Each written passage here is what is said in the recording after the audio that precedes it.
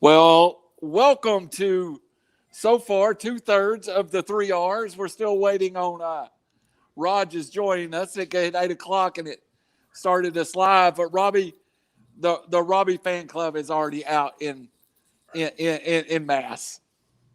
Well, I'm joining you guys from my satellite office in beautiful Panama City Beach, and so there's a little bit of the backdrop that I've got going on here, but taking some time out of my vacation to spend time with you guys. I don't know if Barry James is worth much of a fan club, but hey, if he's number one in my fan club, then I'll go with it. He's the first one up on the chat tonight was Barry James. So look at this. I learned a new little feature. Robbie, I can now add things to the chat. I can bring up messages. What's this little thing here? Can I see the chat? Is it? Yeah, it should. Yeah, it should come up. Hold on. Look at my screen there, right above. Yeah. Right, you ought to be able to see me now. See the chat from Barry. So I guess Raj is on his way. Let's see if we've got him. Yes, we do. We got Mookie. Oh, let's just get him on here and figure out what he's trying to say. Last name, not the Maida. But I'm trying to work something like. There you go. Goes. There's our boy. Hey. There is our guy. What's going on? We've only had all day to get this set up, but whatever. Wait till the last minute. Little league, bro. But yeah, I had one of these earlier for a company-wide gender and diversity panel, but it was via my computer. So this is on my phone. So I'm not sure. That's what I was trying to figure out, but whatever. This will work. Hey! Look! I'm doing the mini Randall right now. Like it's not quite grown out as much, but it's about as gray, and the color's coming in nicely. That's like Randall's butthole. Randall's butthole. I haven't shaved in a week, just sitting down here at the beach. I look this tacky even when I'm supposed to be going to work, so it's okay. So I'm with you. But welcome to 3R's Sports. It took us a while to get going tonight. How did your son's baseball game come out, Raj? He did well. He fielded a few at third, made some nice plays. 1 for 2. It's a little rusty, but once he got that elbow back and swing through, he popped one up, which at his age, all the parents gasped because it's likely to knock a kid out or hopefully not kill them. But it landed and he scored, so that's cool. Awesome. Did you have to pitch? I did not, thankfully. I had third and kind of the baseball ready coach. The guy keep the kids from sleeping on the ground. All right, so we'll get started. We've already sent out the agenda. Robbie's on vacation. Raj is just coming back from the park.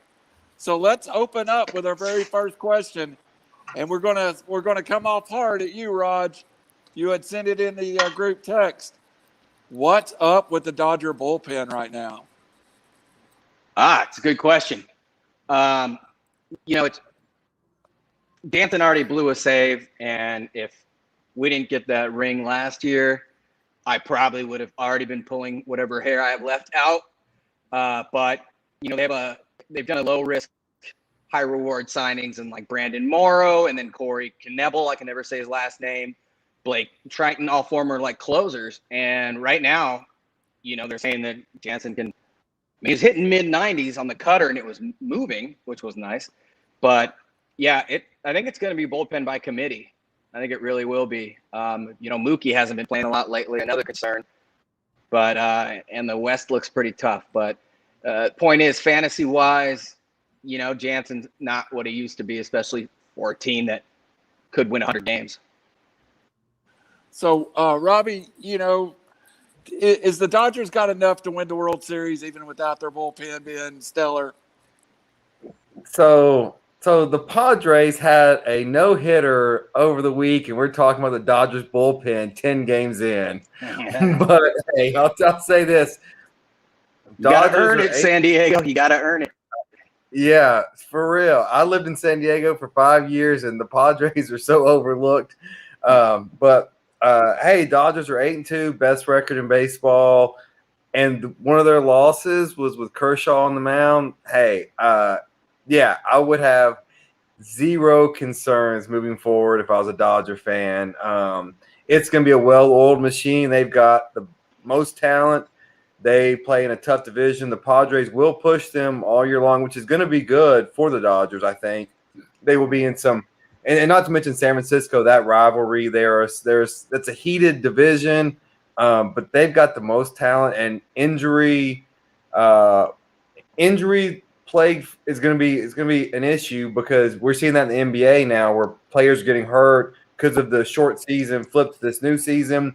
But I would be resting my head easy if I was a Dodgers fan. If the bullpen's the least of my worries sitting there, or the most of my worries sitting there at 8-2 right now with the best record in baseball. Now, you did bring up a point, though, and I don't know if everybody's seen it, but Tatis got injured. San Diego's everything shortstop on a fluky type swing. I mean, is this a sign of things for the Padres? Because I don't know. It just that swing and him to have that kind of injury did not look good to me. Robbie, did you see the injury or? I did see the injury. I will say, not being a professional athlete myself, but I did run a few marathons back in the day, and the schedule of training and the regimen is so strict. And like LeBron James, who never gets hurt, ever has got hurt this year. And so this short off season, this flip of the schedule to off season, spring training, everything is different. And these players this is the first time in their pro career that they're dealing with this kind of thing. And then add the fans in the stand, the fans coming back. I think there's a lot of variables that we just don't know yet. And so it was a fluke injury, but yeah, it's going to be consequential for the Padres. But how far do you fall back in baseball with the 162 games? You can weather the storm in that sport more than almost any. Does anybody else get the sense that they're downplaying this? I mean, big time. It's a partially torn labrum. Kind of need that for like what he does in the field and at the plate. I see all these, you're basically hoping that it heals right as opposed to the surgical alternative. And then, as somebody who's been a fan for a long time, you kind of are on, watching with bated breath, if you will, to see, when's he going to get hurt again? When's the other shoe going to fall? Yeah, I mean, I just feel like they're kind of denial, but you're right. I mean, it's a long season and they're a talented team. Their pitching is outstanding. They'll be fine. But yeah, I just didn't feel like I think the Padres like, no, he's not. He's cool. Nope. Look over here. He's fine. So that's my opinion. I had a little sense of that too because, and I don't want this because Tatis is just a remarkable player, and I want a healthy.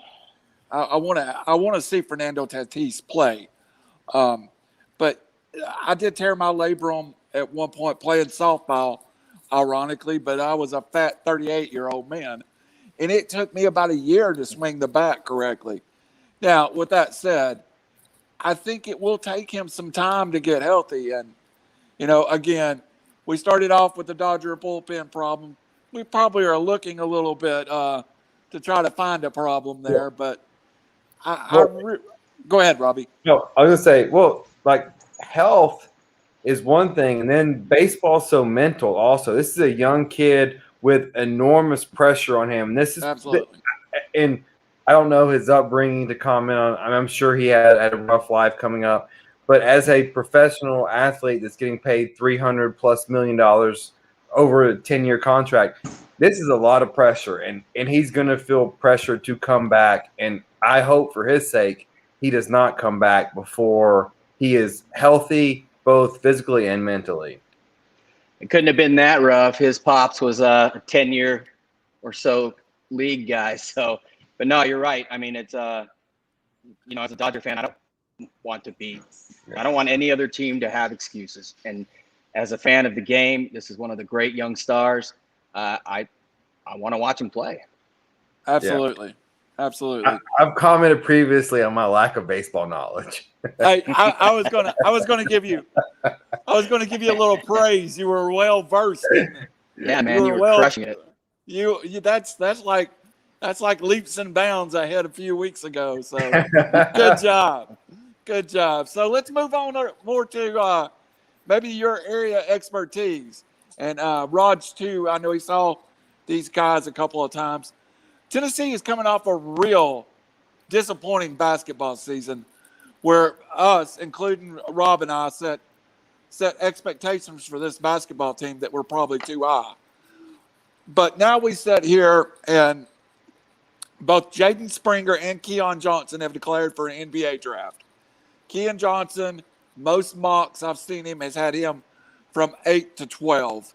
Jaden Springer, back half of the first round. I personally thought during the year I saw Jaden Springer play better than Keon Johnson at times. I'm thinking in my head that maybe Jaden Springer's the better prospects down the road.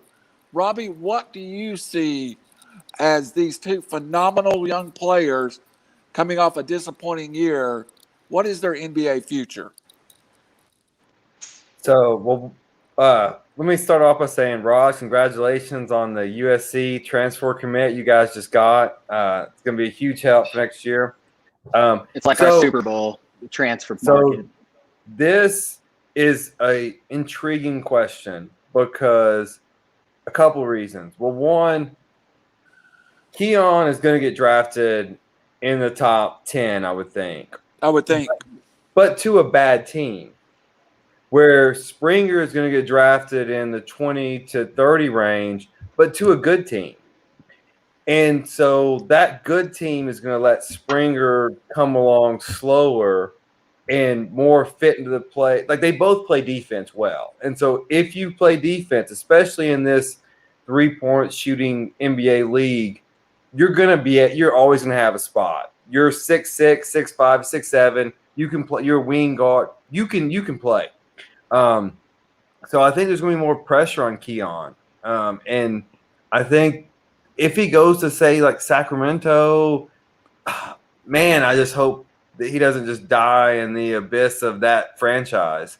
Where you look at, hey, does the Heat get Springer and pair him with what they've got already? So more than anything in the NBA, when you're drafting 19-year-olds, you're drafting potential. And if you can surround them by talent and let them grow, you're in a much better situation. So money, yes, if you're looking at money, you'd rather be Keon. If you're looking at longevity and situation, I'd rather be Jaden Springer.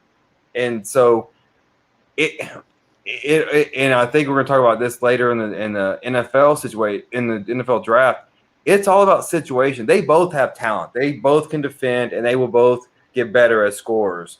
But situation is everything in the NBA. I thought when seeing the two, I think Springer's the more polished player, and they're both exceptional players. And I know that Vol Nation can't be thrilled with 2 lottery picks and a first-round exit, and then another guy with Pons leaving. But I thought Springer's more polished, but what I saw with Keon Johnson, man, the ceiling is super high. Just like Springer, he's like 6'5". He plays so much bigger than he is, but he also plays smaller. He's slithery, great defender. His arms are so long, he gets in every passing lane, and his athleticism is freaky. So although he's not as polished as Springer, I mean, they're both, you can't miss them. I think they'll both be fine in the NBA. Especially since they play defense, and nobody else really does, so that should be job security. But no, I thought Johnson's ceiling is higher, but Springer's is the more polished product. Yes, buddy. And I will add one more thing, like what's not a foul in college is always a foul in the NBA. So you get the ball. you get the ball and you drive to the lane, it's always a foul in the NBA. This whole jump straight up in college and it's not a foul. They can both manufacture free throws. I've recently I subscribed to NBADraftStock.com. I heard several people on that, a few of the experts, comparing Keon Johnson to Jaylen Brown. And you know, to me, that's, as Robbie said, a lot of projection to get to that point. But the one thing you do see, and this is to Roger's point, I think Keon, even though he's the higher pick, is much more raw. And it looks like Jaden's a more finished product at this point. Robbie, is Keon a guy when he does go to one of these bad teams? Is your biggest fear, as you said, them expect him to play 25, 30 minutes off the get-go? Or does he need a situation where he can play 10 minutes, 15 minutes, and learn how to be an NBA player?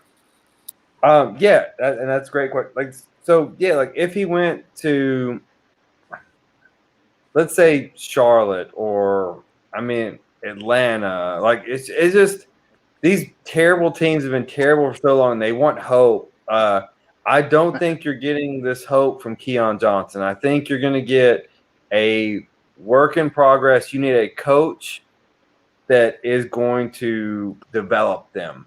For instance, hey, if I'm Keon, like if my ideal pick for Keon Johnson would be San Antonio or Boston, let me get with Greg Popovich or Brad Stevens. Let them develop me. Let them coach me. He is not a savior. Even with Cade Cunningham or Mobley out of USC, I don't think there's a savior franchise player in this year's draft. I just don't. So let's put it this way. And I do tend to agree with you. This draft, to me, we've talked about being 3 deep.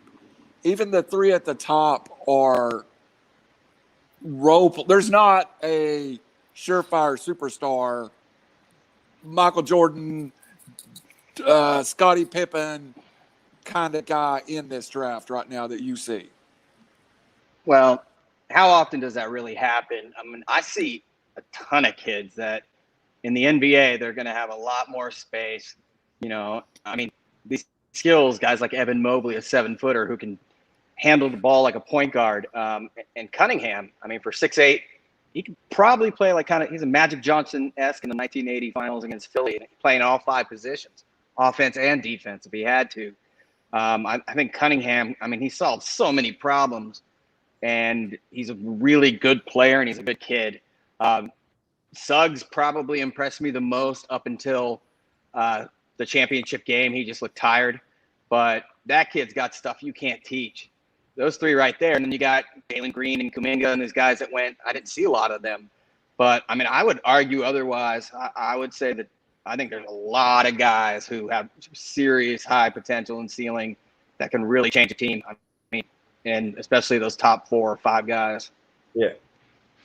I guess my point would be for the way basketball's set up, high school's too easy for these guys. College is a crapshoot, and you get into a new profession. I remember Ben Simmons. He was the next LeBron James, except he could shoot against high school kids, couldn't shoot in college, and now he can't shoot in the pro. He will not shoot in the pros. And so, he's good. He was the number 1 pick, but I don't think any of these guys coming out were as highly rated as Ben Simmons was. I agree. I think it's well discussed. Now, I've got a surprise for you guys. So we've got a special guest joining us. So let me add him to the mix here. Oh, can we skip to Justin Fields now? Drafted? So this is. I brought my Ohio State just for that.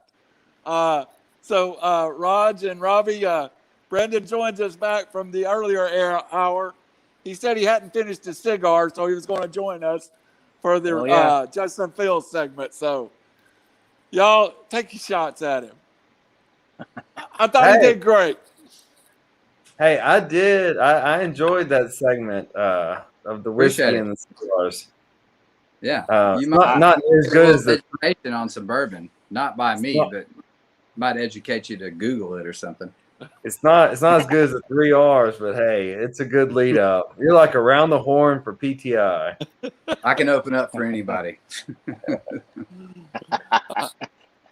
All right, guys. So this brings us to it. Now, we've discussed this earlier, and we kind of talked about it. I'm a lifelong Falcons fan, and I'm going to give you some scenarios that I think is going on with the draft. Y'all are going to be my GMs, and I pretty well know where Brandon's going to go already. But the Falcons at number 4 hold probably a lot of what's going to happen in the draft in their hands. They've been several teams. There's rumors that the Cowboys would like to come up from 10 to take Kyle Pitts at 4. There's talk of several teams moving up, and I think I sent you all that earlier today. Got to find my own notes. The Lions at 7 moving up to take a quarterback.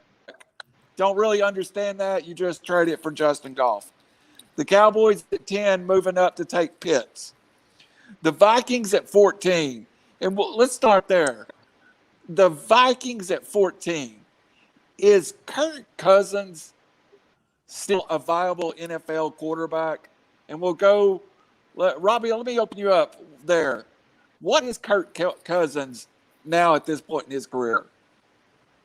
Kirk Cousins is a fantasy football winning quarterback. He is a guy that with nothing to play for will get you those week 16 and 17 wins, and he will win the championship.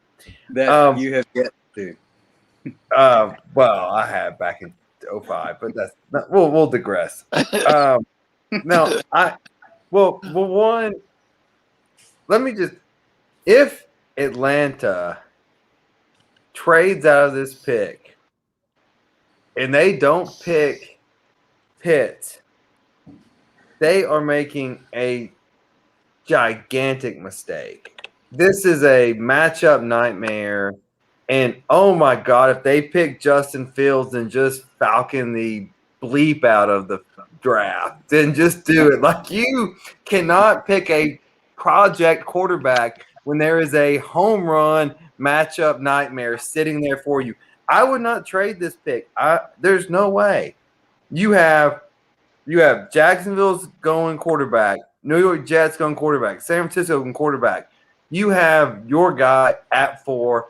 Draft him. Be happy for the next 10, 15 years. So, Raj, yeah, man. Incidentally, real quick, Kuiper has Miami trading up into the 4 spot to take Pitts for what that's worth. But interesting. Yes, sir, my apologies. Do you not? I mean, I've saw more and more talk about different people coming up for Pitts. To me, Pitts is the surest thing in this draft. Raj, do you think that Matt Ryan has enough left on the wheels that you can spend this pit on Pitts? Or if you're Atlanta and somebody offers you 2 number 1s, a number 2, and a number 3, do you just got to get out of there? It's a tough call. Sewell is pretty close to a near guaranteed thing for the tackle out of Oregon, even though he sat out last year. And I think Atlanta, you saw a marked improvement when they signed Alex Mack a few years ago. I can't recall what they're doing. Brandon, can you kill the TV? It's breaking the feed. Yep. All right. Thank you, sir. But yeah, better. Yes. OL much better. OL yes.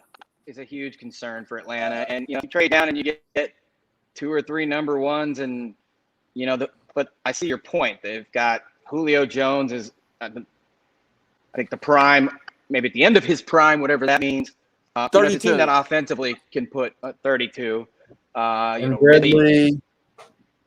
Ridley's I mean, it's 20. a team that can put up 35 points every game. So you add Pitts, and it's wow. You know, and when Tony Gonzalez went there, Huntington Beach, what's up? You know, Gonzalez opened up that offense even more. And Pitts is very similar. Not as good of a blocker, but, I mean, you couldn't stop that offense. You could not stop it. So, yeah, I mean, Pitts is a freak. And I'd have a tough time passing him up, even though offensive line is probably the smart decision or trading back. All right, Shane, you're on here. You're the Ohio State guys, a guest tonight. You said it earlier. You know, let me tell you what the national perception is. That is Justin Fields, who is and I'll say it again, is an Atlanta guy from the Atlanta area, but, you know, will be the most popular player in that franchise since Michael Vick. But is he a finished product? Because the perception is he's far from a finished product, I guess, in the media. You know, I think being an Ohio State fan, yeah, you want to root for your guy, but the smart pick is Pitts or trade back.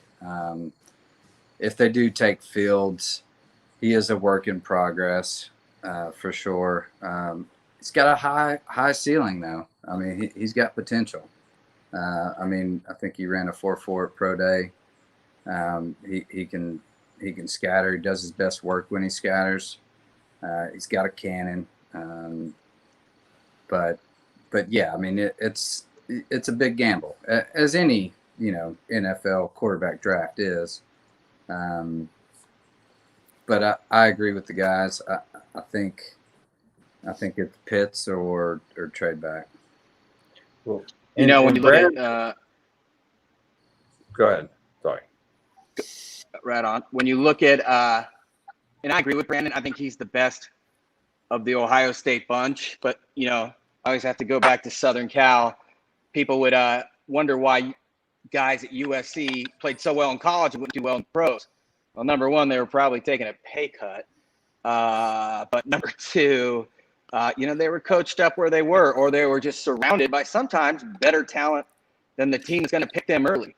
And you look at all the Ohio State QBs drafted since 2004, Craig Krenzel, Troy Smith, Terrell Pryor, Cardale Jones, Dwayne Haskins, which, you know, he probably had a better, well, actually didn't have a better season than Fields, but probably better on the ground. And now Fields. I do think Fields is different from those guys, but, you know, it's hard with that team because, you know, they're NFL every spot on that offensive line and fullback. And it's hard to tell who can really, you know, mentally especially, you know, none of those guys have done anything. And it's I mean, you got to consider. Ohio State has not been the best class for quarterbacks, you know, in the NFL. They do well in college, but the transition there is just not there. Their typical systems in the past few years have been more geared towards college, and have bode well in college. More of a defensive lineman, linebacker, and running back, occasional tight end in there for Ohio State. But that's why it's always a gamble. You never know. The Big Ten's always iffy. You know, Dwayne Haskins broke all kinds of Big Ten records, but he had a cannon on him, but just didn't really have it between the ears. Fields, I feel, has a better head on his shoulders. He's got a ton of potential, really high upside. Maybe one of the better prospects that have come out of Ohio State as a quarterback. But, you know, again, it's a gamble. So yeah, you just never know. As I'm not a Falcons fan, so I hope they Falcon it up. I'm gonna pause my camera real quick and turn on a little bit of light. I'm getting a little dark out here. Yeah. I will say this though. I listened to Louis Riddick on ESPN and give him full credit for this. He said this guy is 6'5", runs a 4.3. You're talking about Randy Moss without baggage, and I'll draft him and I will go quarterback until I find someone that can throw the ball to him. I would never let this much of a matchup problem pass me by. Robbie, I want to follow up with a question, and then all three of you can give me an answer. And Brandon kind of hit it for a second. Brandon pays the electricity bill. Hey, yeah. Hey, welcome back, Brandon. I sold a couple bottles of bourbon. Hey, great job by you and Lenny earlier too. But Thank you. is Dwayne Haskins hurting Justin Fields right now because Wall was a complete failure in Washington? That's me It first. doesn't help. Yeah, Please, Robbie. sorry. You know, I look back on the Florida quarterbacks never working out in the NFL, or the Florida State quarterbacks never working out. Yeah, I think slightly, but the people that do that for a living don't really do. I mean, they don't think like we think, and so I just think it's where you get drafted and what system you get drafted into. I am intrigued by Urban Meyer in Jacksonville with Trevor Lawrence. And it's going to be Urban Meyer's system with a quarterback that can run a system. Does it work in the NFL? Does it not? I don't know, but we will see. But you have these people that just these arrogant. You don't become an NFL coach if you don't have just an absurd level of arrogance. And they will fit your system or they won't work. And so Haskins, he probably didn't get a fair shake. And again, with a bad team. And it's all about drafting. Who are you with? I mean, if Andrew Luck was drafted by, say, the Pittsburgh Steelers, I bet he has 5 championships.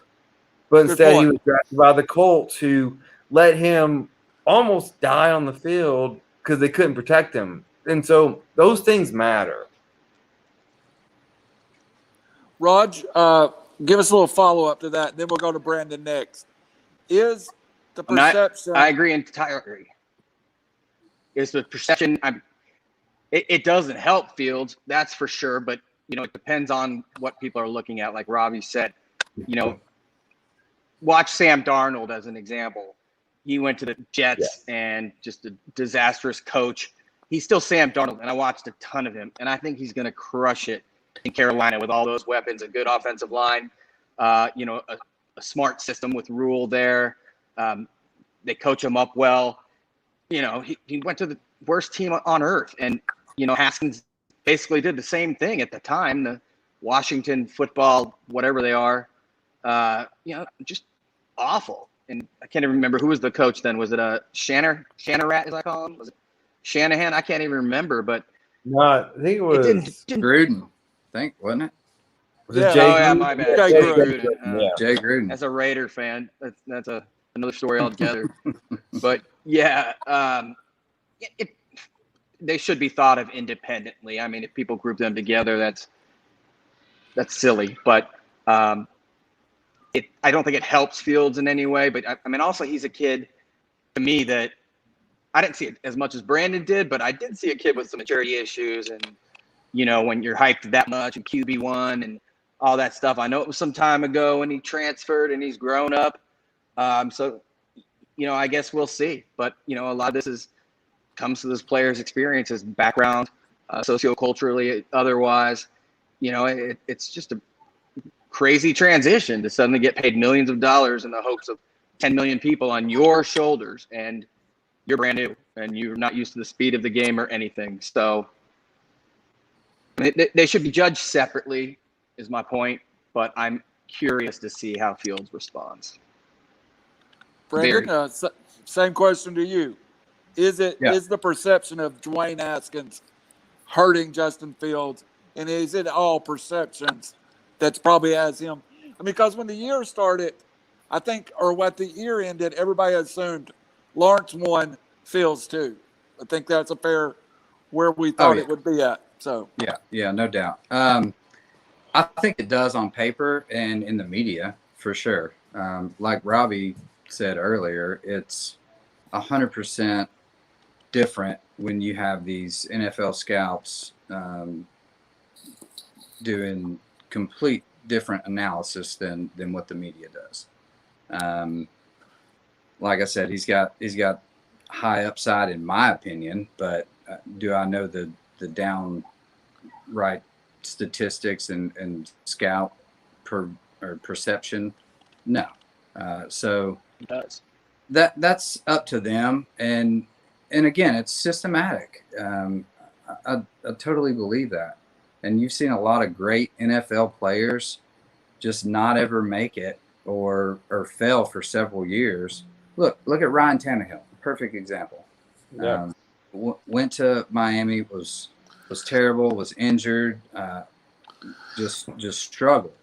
And he gets put in the right system with the right coaches, the right belief. And, his statistics last year were every bit as good, if not better, than Patrick Mahomes, which is perceived as the number one quarterback in the NFL. So system is 60, 70% of it. These are all talented. Put them in the right system. Well, yeah, and Brandon, to your point, and I watch PTI every day, and like PTI did an April Fool's joke where it was like, oh, the Jags are going to take Justin Fields.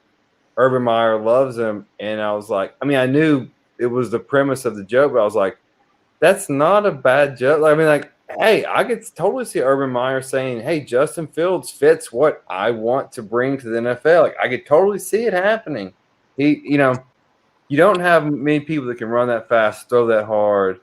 And if you want to simplify, if it's possible to simplify the NFL that much, then I mean that's exactly what the Arizona coach is doing. What's his name? Cliff Kingsbury. Right. Kingsbury. That's what he's doing in Arizona, simplifying the NFL. Well, it's the same thing. When Chip Kelly got on the map, the first year, I mean, nobody could handle him. Nobody could figure out his system. It was completely systematic. He was like that at Oregon. He was like that everywhere. And when he got to the NFL, nobody could adjust as quickly. And it took a year or so. After, year and a half, it really fizzled out. But, that system, it prevailed that first year because nobody could catch up to it. It didn't matter who his quarterback was. Absolutely. And I think that's we could sit here and talk about that one thing all night. I think as a Falcons fan, we end up trading out of that. What's going to shock everybody? And here's this here, Robbie. This might be the greatest Falcon the draft. They trade to New England. New England comes up to 4, drafts Fields or Lance, and wins a Super Bowl in year 2. That would be what the Falcons would do. Well, so in that scenario, what are the Falcons doing? Are they trying to win now or build for the future? Or you have an old quarterback and Julio Jones and Ridley, and you have talent, but you're not trying to win now. You're trying to just build draft picks. I mean, I guess that is just falconing it up. Yeah, I think it's cursed. That's what he's trying to say. As a longtime fan, they're going to watch somebody else win their championship with the guy they could have picked. Yeah, and that's very well put. So probably in Atlanta too. in the new Mercedes-Benz domes. So we're on a hard stop tonight, and I don't want to miss this subject. But let's move on to the next thing, and we'll try to keep it to 10 minutes, and then we'll head to bull market, bear market, and run through some stuff fast, and then get some bets at the end of this. But announced this week, and most of us are in the Chattanooga area. A couple of you grew up over past the mountain, and Raj has been in the area a while. Past a lot of mountains. Yeah, it was announced that what I call the second best rivalry in Chattanooga, in East Tennessee, was going to be discontinued after 92 years, I think it was. 1A superpower, South Pittsburgh, who just hired a former CFL head coach to coach a 1A team, and 3A powerhouse Marion County, which the schools are about 5 miles apart, announced that they were no longer going to play. Now, I used to be the voice of South Pittsburgh. I've called these games. I know a lot of people in the community are just devastated. But for competition purposes, I believe the schools think this is best. What is it when competition moves a rivalry game aside? What is it if you're there? This is, to me, would be like UCLA not playing USC, Alabama not playing Auburn. So, Robbie, you brought this to the table. Were you as shocked as I was when you heard that they're no longer going to play? You know, I don't know if shock's the right word. It was just disappointment. And I didn't go to either of those schools. I'm from around the surrounding areas, but never really cared that much about it. But I've read about it in the press conferences and the press and all this. What bothers me is the reason why. And correct me if I'm wrong, but I think I've got this right. The South Pittsburgh coach, Coach Jones, who was just recently hired, said he is worried about a fight between South Pittsburgh and Marion County, which will kick them out of the state playoffs for 2 years. Well, here's an idea. Tell your players not to fight. Like, just, hey, whatever happens, don't do it. Just if you're provoked, don't react. Like it's just such a cop out to me. And I know, and I was reading, it's $20,000 to $25,000 of gate money for the hosting team, and I believe South Pitt, because it got canceled this year because of COVID, the player tested positive. But I believe South Pittsburgh. I may have that backward. Marion County may have agreed to let South Pittsburgh host next year, which they weren't supposed to get $20,000 to $25,000 in revenue to keep the rivalry going. And then now they're not doing it. And it's just, I mean, it's just it is even not being part of it. I know Brandon played, Brandon was an all-star linebacker at Franklin County, and I'm sure he played Franklin or Marion or South Pittsburgh. I was not that skilled. But it's a huge deal around the Tennessee Valley, that rivalry, and it's just disappointing. And I think it's just egos of adults that just shut up and play. So to your point, Rob, go ahead. Well, I got a question for you, Randall, who knows better than anybody. I read this is the second oldest rivalry in all of Tennessee. Pre-World War II, 1930s, 40s. It's one thing for COVID. Again, I'm a USC guy, and they played Notre Dame every year. It was the first intercontinental rivalry there was. They used to ride the train for 4 days to play the game. This was the first time they didn't play it. When I was reading about this, it seems like you sort of allude towards, and I was going to ask you, one coach got mad. It looks like he's taken over the program, wants to clean it up, but then it's widely suspected that the other coach or somebody from the other program, Marion County, turned in, one of the Pirates quarterbacks who's supposedly getting paid, and I don't know if it's the new coach being like, I just want to clean things up, start anew, or this is my punishment to you, Marion County. It's childish regardless, but yeah, I found that far more interesting than I thought I would. We all know that. Go ahead. There is a huge backstory to this, and right now South Pittsburgh is on probation, and it's hard for me because I'll cover both of these teams, and Marion County, coached by the way by Dale Pruitt, Jeremy Pruitt's father, a high school legend. I actually got my start with Coach Pruitt at Plainview High School. He's the first person that let me have a microphone and said, "You don't know what you're doing. but go up there. He's the one that messed it all up. Yeah, he's the one. He's the reason y'all are here now. But here's what bothers me, Raj. And there's reasons, and Robbie's right. There's things behind the scenes. But I called 3 of these games, and I was there for 3 years. South Pittsburgh High School is a 1A school that has an enrollment of a few hundred kids. One year I called this game, there was an NFL player that was on both sides of the field, or a college football player, and an NFL player on the Marion County side.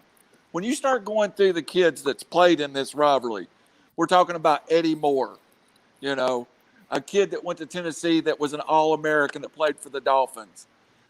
You're talking about history. My friend who just passed was on the first 1969 state championship team at South Pittsburgh, and I interviewed him before I called the game. And he told me, he said, there's no feeling like this game that you'll experience, Randall. And, I'm not a South Pittsburgh guy. I'm not a Marion County guy. When 7,000 people got into a 1A football stadium, it was special. And of all the games I called, I've been lucky enough to call South Pittsburgh, Marion County. I've called Sequatchie County, Bledsoe County. I've called North Jackson and Scottsboro. I hate the kids are not going to get to experience this game, because I think it's a game when you win it, you talk about it for a lifetime. It's only 60 minutes of football, but when you're 50 years old, you and your buddies are going to be sitting around going, hey, you remember that night we beat Marion County? And that's what I feel like is robbed by them not playing. So I agree, Randall. Sorry to jump in over y'all. No, go ahead. I was going to you. You got it. No, so I don't know much about that rivalry. I haven't read anything about it. But just being a former football player in high school, our rival was Tullahoma. And, I hate it for the kids because it's a bragging right, for however long. And it's a game of a lifetime. When you have that rivalry in high school, it seems to me more. So to me, like, I think the heart kind of dissolves in football sometimes. Yeah. From high school to college to NFL, it becomes about, the dollar and, all that other stuff.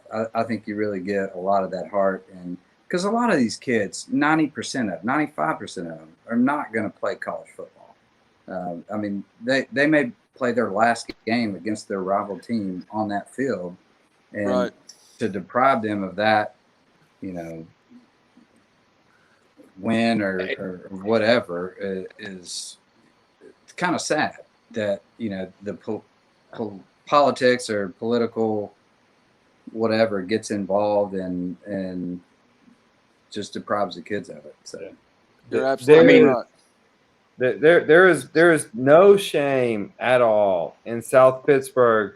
If you're a student at South Pittsburgh, if you're a football player, going 0-4 against Marion County, but there's a whole heck of a lot of pride about going 1-3 against Marion County, and you beat them one of those times. absolutely. And that's special, and that shouldn't be taken away from those kids. Yeah, and lately it's been the South Pittsburgh kids going 4-0 against Marion County. So Yeah, you're I right. could have And- messed that up. But you get We the knew point. we got the gist. Yeah, however, Hey, I we- break- get the point. Real quick, Yep. in 1966, Al, you there? I said it in 1966. Al go ahead. Bundy scored 4 touchdowns for Polk High against Andrew Johnson High School, hey, and that was the greatest moment in his life against his rival. It was. I think we Hey, heard about that. on it 37. was. hey, fun facts of the day. I hit the winning run off of Brandon. Brandon was pitching in Little League one year. I hit the winning run off of him. I don't even think Robbie played baseball at all. So that's your 4 touchdown moment, huh, Robbie? That's right. Dream That's big, right. bro. Yeah. Well, guys, unfortunately, I'm running out of battery and I'm running out of time. We're on a hard stop. So we're going to do a couple of real fast segments here, 5 minutes each or less. The first one we're going to start and I can never remember. I think we want a bull market is good and a bear market is bad. I'm going to ask a couple of questions, and you give me the first thought you have when I bring up these subjects, all right? So we'll start with Robbie on the first one. Robbie, did Major League Baseball punish the city of Atlanta, or did they punish the Atlanta Braves or the fans by canceling the All-Star game? So am I bullish or bearish on this? And bullish is good. Bullish is good. Yeah, okay. So I am bullish on the decision. I think that, look, companies got to stand up, and Major League Baseball is a company, and you're on the right side or wrong side of this thing. I'm of the position that, hey, and not to get too political, but hey, it's as simple. We have one person, one vote, and when you try to take that away, then yes, there will be consequences. You can pass laws. You have every right to do that, but there are consequences to those decisions. And so it's a shame because it's honoring Hank Aaron. I wish they would have went to Milwaukee, especially the Midwest, what they're going through. I was going to go to the game in Atlanta. I had plans on it, we suffer the consequences of everyone else. But yes, I'm okay with it. They have corporate responsibility, and and let's just make it easier to vote. And everyone, regardless of political party, everyone should get out and vote and do so and make their voices heard. All right, Raj, same question. What do you think the ramifications? Are you supportive, bullish, or bearish with the All-Star game cancellation? Probably with the majority of the audience, Rob and I probably don't agree with many. I'm full on bullish as well. I think when you start talking about disenfranchising a population, and again, not to be too political, it is a private organization, Major League Baseball. They have the decision where they want to play and promote their game and promote the local economy. So it's entirely up to them. And I am, quite frankly, again, not to be political, but I'm fully on board, just like Rob is. Hit him where it hurts. I mean, who's really getting upset at this? Do you think, the voting individual whose voting rights have been narrowed, if you will, constricted, cares, or is it just going to be diehard baseball fans like us? Yeah, bullish. Brendan, what's your thoughts? Bullish, good, bear, not good. I agree with the guys on this one.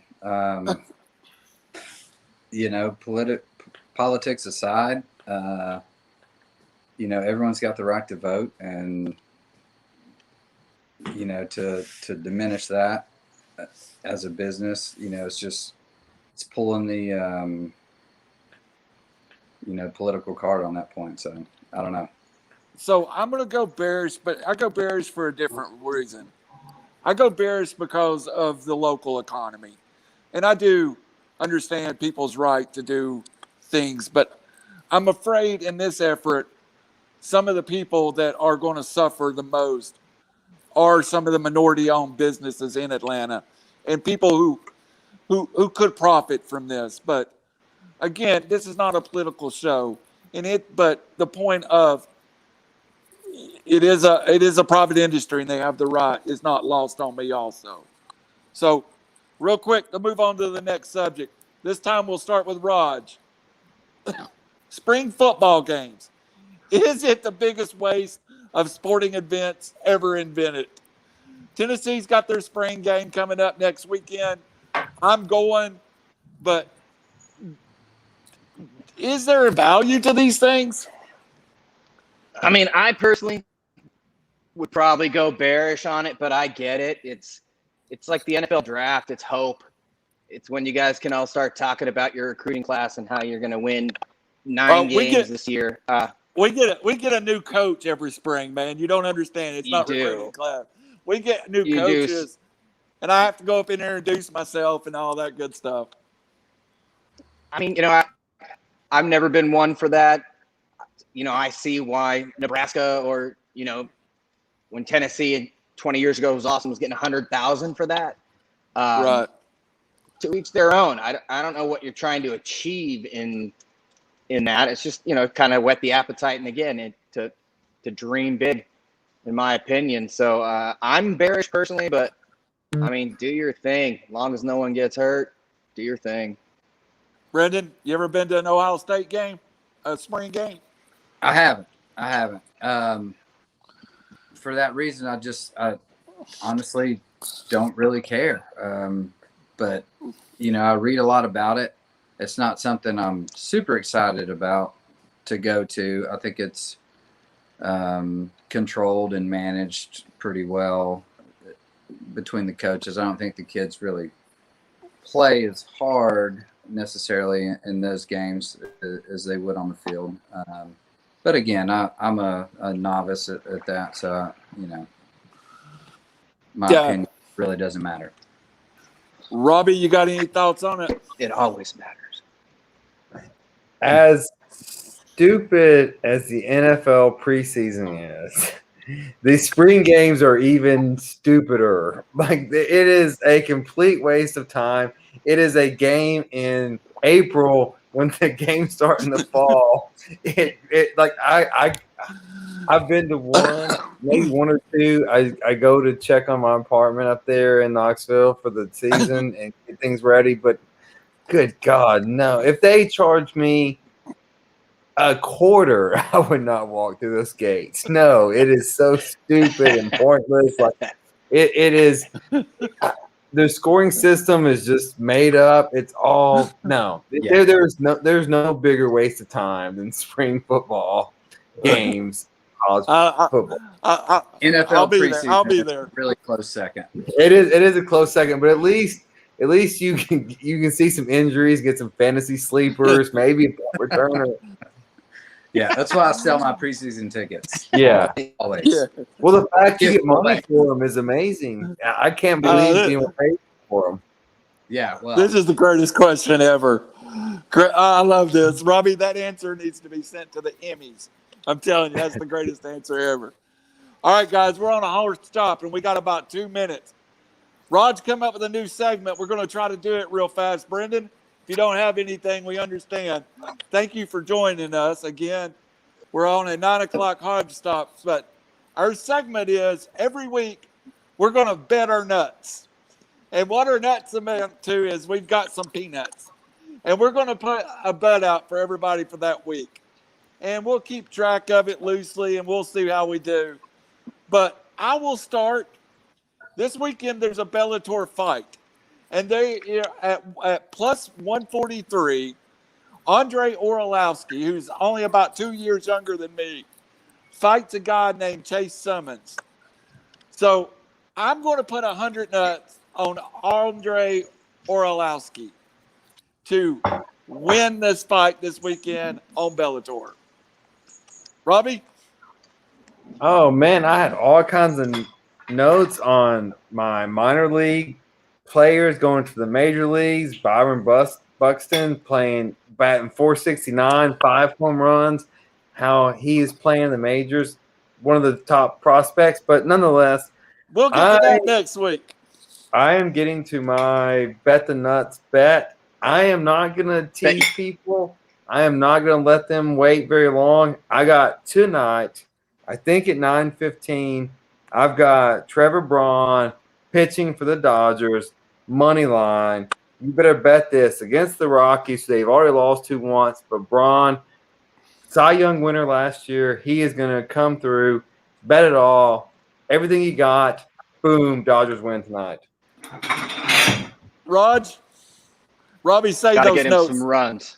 We'll need those notes next week. I mean, this is a tough one because I usually don't want to put my nuts out there because I don't want to lose them. Although I've been married for 10 years with a kid. Yeah, so exactly. Well, at least I can get him back from her purse. But, I'm thinking with my heart, which is risking your nuts always. and future nut. Okay, I'll leave that one alone. The Dodgers in San Diego this weekend in San Diego. I am betting my nuts on a Dodger series win.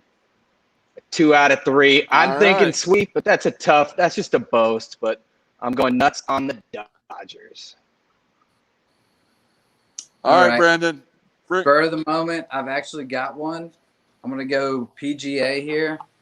I'm going to go Jordan Spieth finishing top 5 at the Open. I feel he is on track. He's won there before. I feel like he's close, and I'm actually going to put money on him to win the whole thing. And I think a top 5 finish is pretty safe at this point. So bet the nuts. Well, hey, Brandon, by the way, can I Venmo you and can you bet on the Dodgers for me tonight since you're in Tennessee and it's legal there? Absolutely. All right, I'll send you some money. Guys, I'm sorry we're on a hard stop tonight, but one of us is on vacation and his wife put us on a hard stop, and it's not me. So we all know who that one would be. But anybody got any final thoughts? Robbie, you want to throw some baseball statistics out at us?